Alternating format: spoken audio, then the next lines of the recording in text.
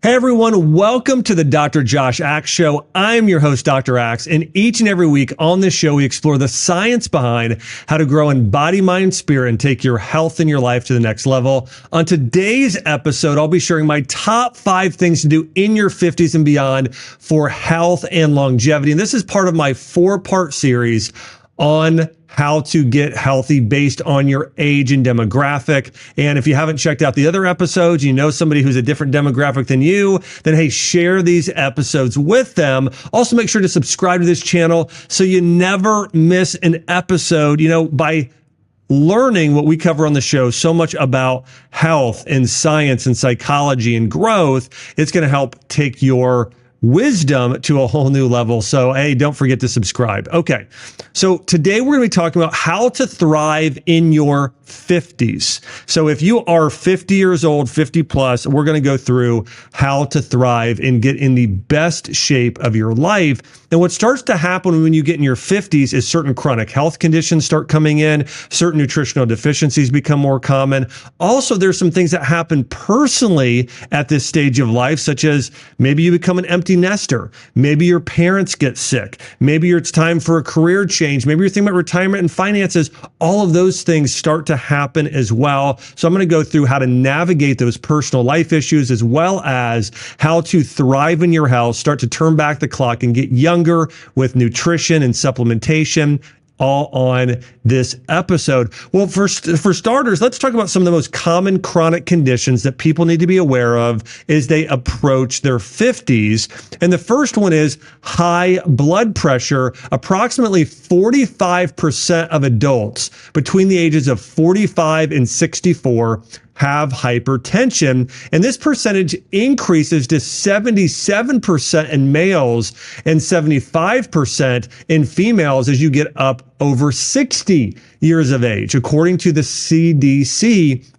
So obviously high blood pressure is an issue. When your blood pressure gets high, it increases your risk of pretty much every form of heart disease out there today. There are many men, especially that I know. In fact, this is something that tragically happened to someone who was one of my best friends. He was my father-in-law, probably the male I was closest to in my life, even this past year. And so this is something that, heart attacks can be very real. Even when somebody is active and generally healthy, it's something that can happen out of nowhere because there really typically aren't many warning signs. And so it's something you really want to take care of. I'm going to go through how to make sure to support your blood pressure later on, but just a few tips here I do want to mention. Magnesium as a supplement is critical for getting blood pressure under control. I recommend typically 300 to 600 milligrams a day. There are many forms of magnesium. I like magnesium glycinate. I like magnesium citrate. I like magnesium threonate. I like the best magnesium chelate, which is a sort of a spirulina-bound magnesium that has multiple amino acids, can be a great option as well, maybe the best option out there. But you want to take magnesium. Also consider omega-3s like fish oil, 1,000 milligrams a day. And then there are herbs like hawthorn, regular exercise, keeping stress low. All of those can help lower the blood pressure, and a Mediterranean diet. Again, lots of omegas, lots of olive oil, lots of good fats, lots of protein would be helpful. All right, let's talk about the next one is diabetes. About 11.5% of the adult population, about 32 million people are affected by diabetes. That can start to happen as you get older. You really want to keep insulin under control. Again, increasing your protein, your fiber intake will actually help that. Heart disease, of course, is very, very common in people over the age of 50. And we start to see about 50% of people in this age range have some form of heart disease. Think about that, 50%, that's incredibly high. Now, number 4 is arthritis. Between the ages of 45 and 64, 24% of adults have major joint pain. And I would say you may not have arthritis, but your joints probably hurt. I'm going to go into the nutrients that are best for that in a moment or at the end for men and women, but let me go through a few right now. Arthritis, we want to, again, decrease inflammation and autoimmune reactions by your body. The number one supplement to help with this is going to be turmeric, okay? And its active compound, curcumin. You want to typically do about 1,000 to 3,000 milligrams of turmeric a day. The second best is typically going to be boswellia. That comes from the frankincense resin. You might be familiar with the essential oil, but maybe not with boswellia as the powdered, which is very effective at reducing inflammation. Number 3 is going to be omega-3s like fish oil. Again, 1,000 milligrams a day. It's great for arthritis. It's great for blood pressure. It's great for heart disease. This is one that's especially important as you age.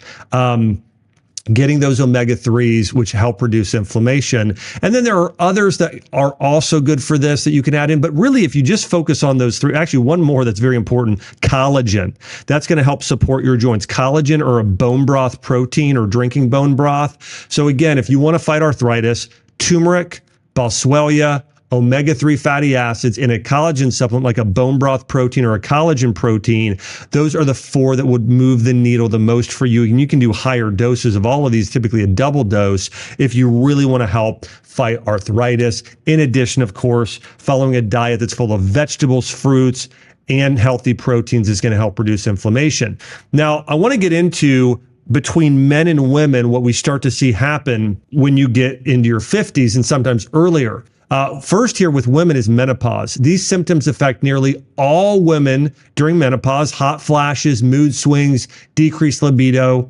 And most women go through menopause between the ages of 45 and 55. The North American Menopause Society reports that 75% of women or more experience hot flashes as they go through menopause. And the reality is there are things you can do to start to calm the body down. So here's what happens from a Chinese medicine perspective in menopause. Your body starts to become deficient in what's called yin. So your body becomes more dry and more hot. Okay. And you feel that. That's why you have hot flashes, is your body now isn't as good as cooling itself off. When you start to have a decrease in estrogen and progesterone, those hormones help regulate body temperature. And when that doesn't happen, you start to get very, very warm.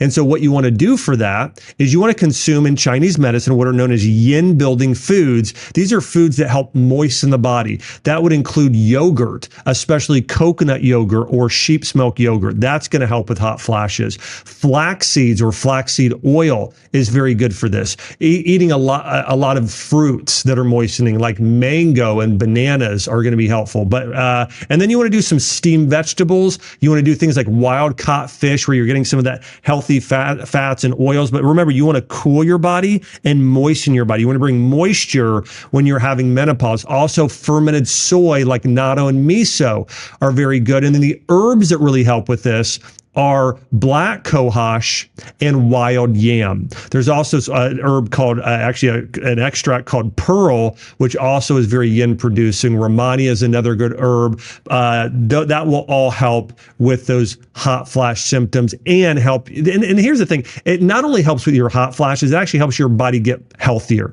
If you want to age and slow the aging process and look younger, you want to keep your body moist, and you don't want it to get overly hot. And so those things will help with those menopausal symptoms. Now, men, on the other hand, in their late 40s through their 50s, have something we call andropause. And this is where men start seeing a bigger and bigger decrease in testosterone levels. This can reduce libido, cause fatigue, mood changes like lack of motivation and wanting to go out there and sort of take on the world or pursue their spouse, or just be motivated in life.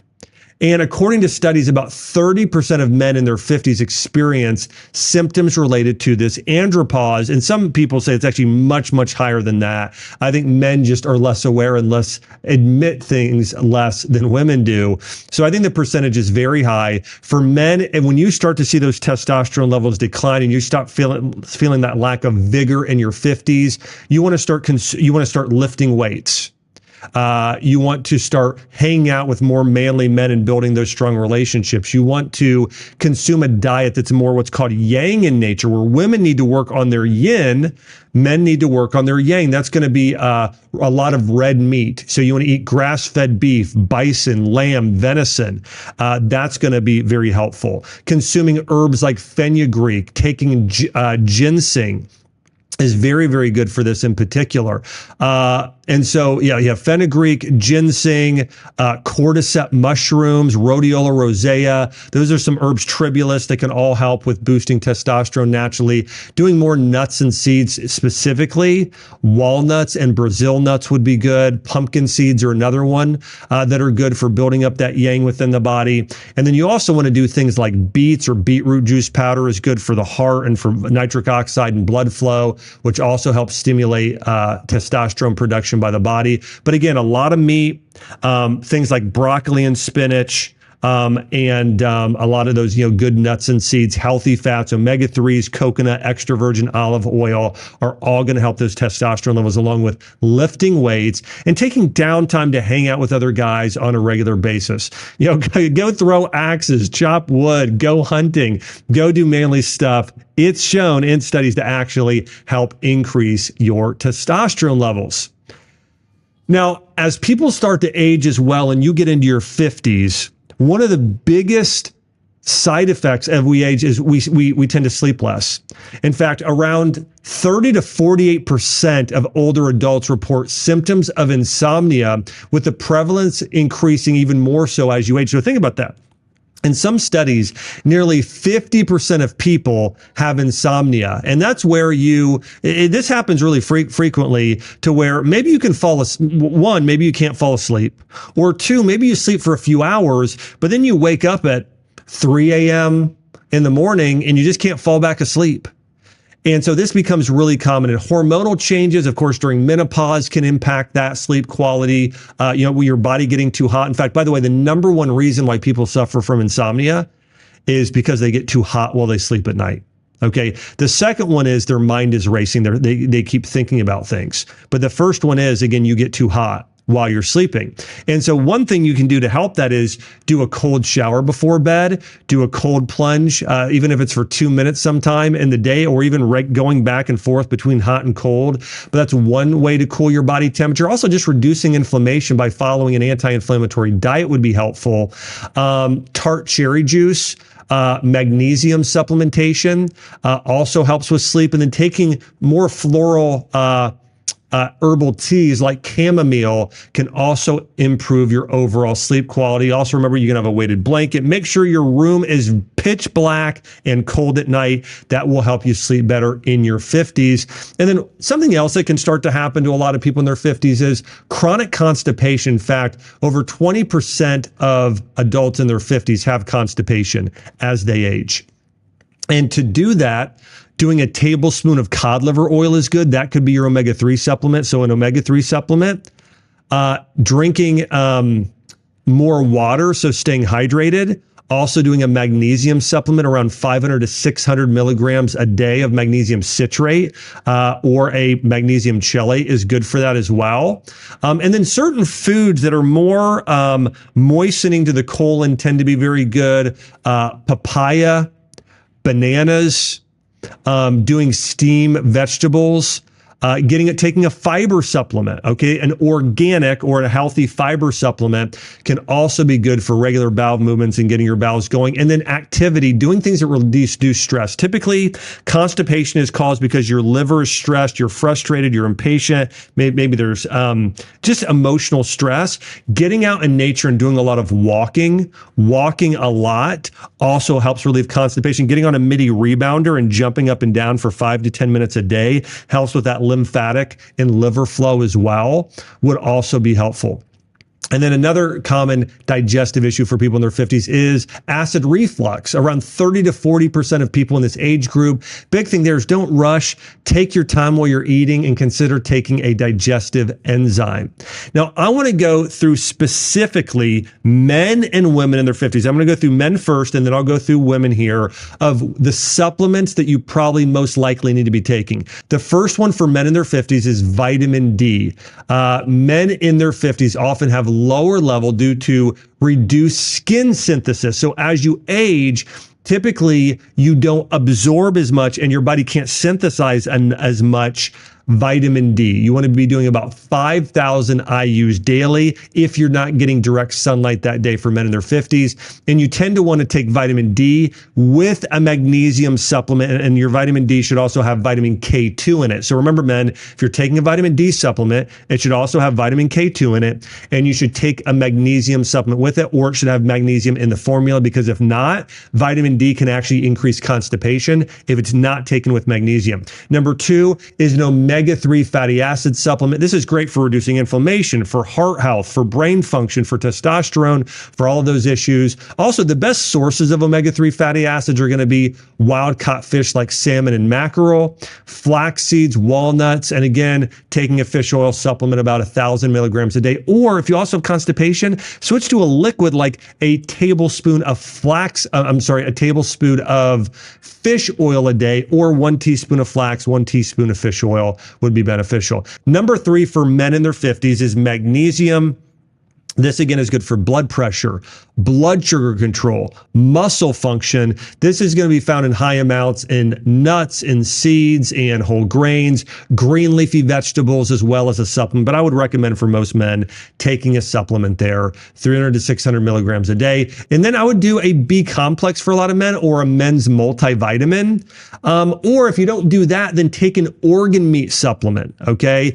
Taking a male performance or a multi-organ or just a liver supplement would also be great for men. Of course, the foods that are highest in B vitamins are going to be organ meats, followed by red meat, fermented dairy like sheep's milk yogurt or goat's milk kefir, eggs, and then protein powders. I suggest men take, especially a bone broth protein for men in their 50s.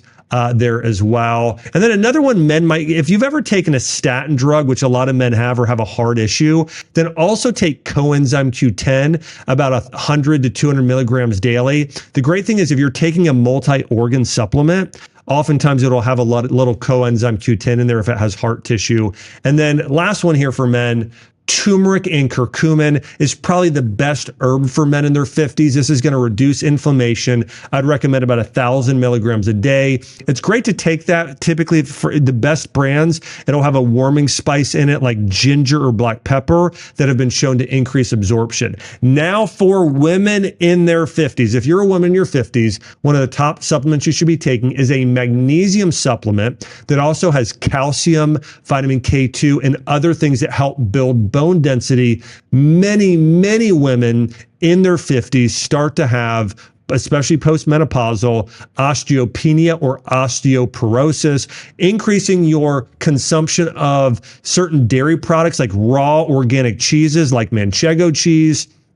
Also doing, goat's milk kefir or sheep's milk yogurt. Green leafy vegetables are also going to have some of those in celery. So green leafy vegetables, celery, broccoli, some of those raw organic fermented dairy products are the best for building bone density. Number 2 for women, vitamin D. Again, vitamin D, by the way, also supports calcium absorption, and magnesium supports vitamin D absorption. So that's why you want to take those together, typically about 5,000 IUs daily. Plus you want to be outside for at least 20 minutes a day, walking, getting some sun on your skin. Even in the winter months, just getting outside and having on your face a little bit is good for vitamin D levels. Number 3 nutrient for women in their 50s is a methylated vitamin B complex. You know, these B vitamins like vitamin B12, B6, folate, B2 also support methylation in the body, which will support your energy levels. And oftentimes our absorption of nutrients decreases as we age.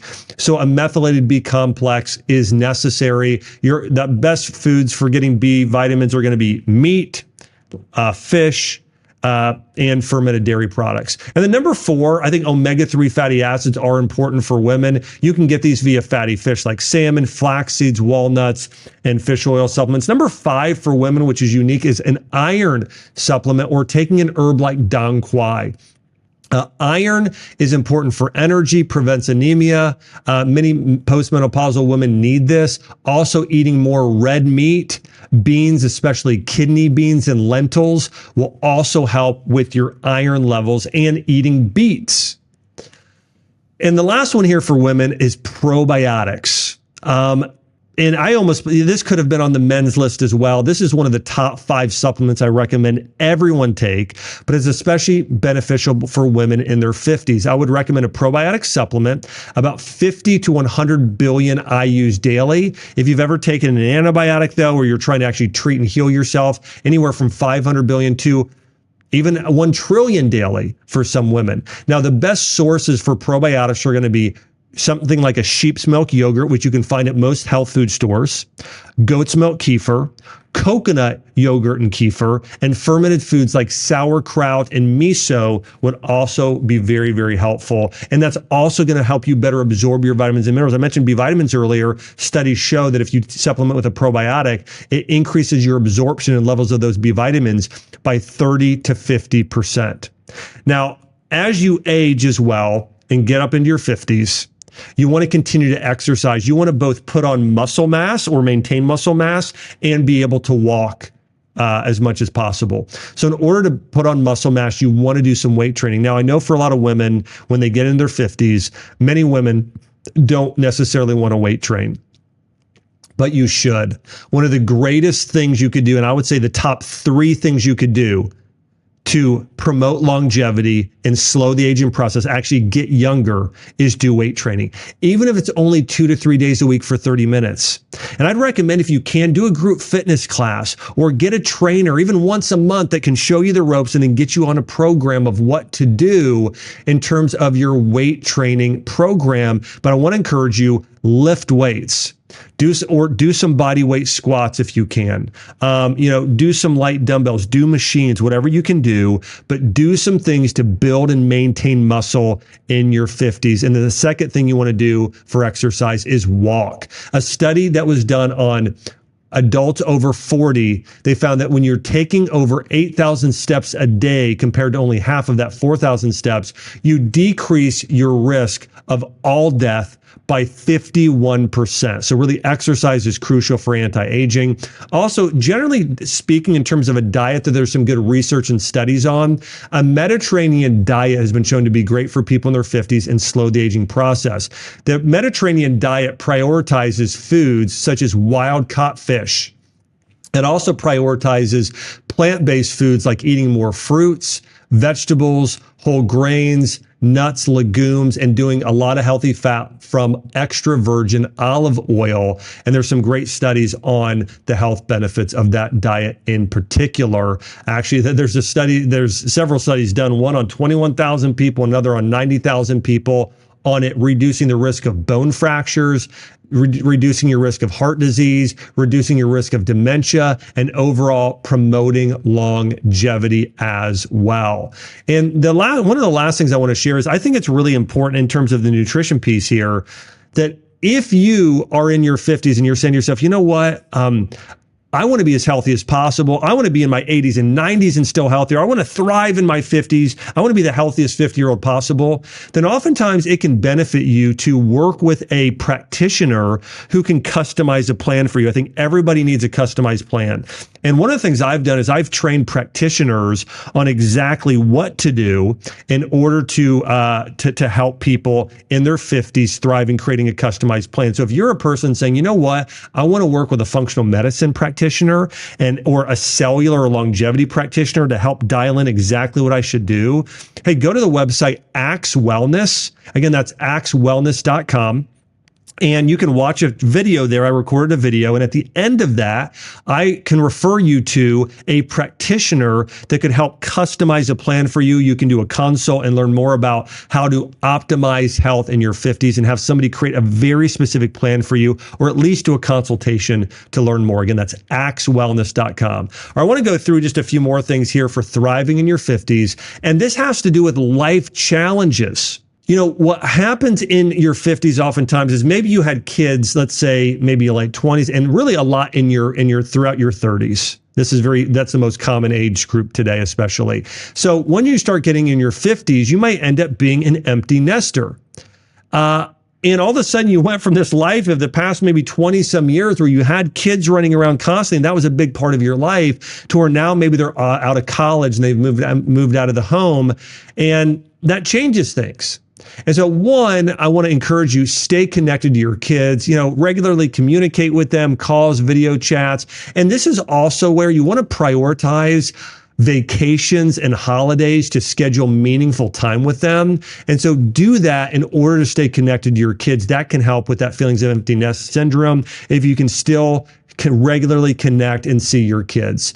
Rekindle old interests, like rediscover the hobbies and things you love to do that maybe you set aside while you were raising kids. And then also embrace, even more of a faith perspective, embrace this season as an opportunity to deepen your relationship and trust in God. Know that He has a plan and purpose at this time in your life. And another thing, when your kids move out, you probably are doing less now of mentoring, discipling someone that's younger. Well, take that wisdom that you now have. Go and get plugged in at your church or your synagogue or your place of worship or in the community, and now start to mentor and disciple others with those things that you've learned. I mean, I think this is one of the biggest things that people miss in life in their 50s and 60s is they don't go and use that incredible gift God has given them, the wisdom they have through years of learning, and now passing that on to others. It's probably the most fulfilling thing in life. I can tell you for myself, I'm thinking about a lot of people in their 40s, 50s, and 60s that when I was in my 20s and 30s that sewed into me, that gave me life advice, that helped mentor me and disciple me spiritually and in business and just generally in life, even in health and fitness. So one of the greatest things you can do for blessing the world is go and mentor and disciple others when you're in your 50s. Pursue doing that again at church or in some group in some way. Here's another life challenge that happens in our 50s, relationship changes. I remember when I went to college and all of my friends went to college with me. You know what I was just shocked by is that how many, as soon as their kids went off to college, how many of my friends, their parents got divorced. Now, this is something that happens even less today because what happens is most parents they have a modern identity, younger parents today, many. And so they're all about them. So they'll get a divorce even before that. They'll get a divorce when kids are younger. And I'm not saying there's never a time, but I think 90+% of the time, parents should even try and stay together in order to care for their kids. I think that one of the things that tends to happen is that sometimes, marriages, people start to move apart. But I will say one of the things I do appreciate. So my friends, that many, I'm not talking about a few, I'm talking about a lot of the parents of the kids ended up getting divorces, and I was so shocked by it the next few years after. And again, they stayed together for the kids, which I really, really, really applaud. But I also think that, again, love is not it's not a feeling. That's the biggest thing to remember. Love's not a feeling. Love is a choice. And so part of loving is sticking with somebody no matter what. Now, if there's marriage infidelity, I think if there's certain things like that, there's more of a reason and a question. But I think generally speaking, outside of those things, it's like, we are called biblically to love the one we're with. And I think, again, love is not a feeling. It's a choice. It's just choosing to love the person despite their shortcomings. And doing your best with that. I believe we're all called to do that. Some people are going to disagree with me on this show about that. And I'm not saying this to make anyone feel guilty if you were in that situation. I'm here to tell you it will lead you to your most fulfilling life in almost every case.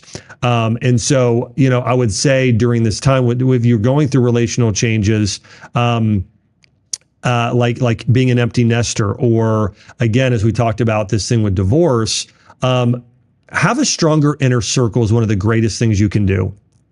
If you want a great marriage, hang out with other people that have great marriages. Seek counseling. Do things when you go through these life transitions. Get support from people who have done this or who have the wisdom to help you go through that so you can thrive in your marriage. And as your kids move away and as your parents age, get counseling, have a support group, get plugged into places that can help with that. Also, lean on your faith during this time. Pray for wisdom.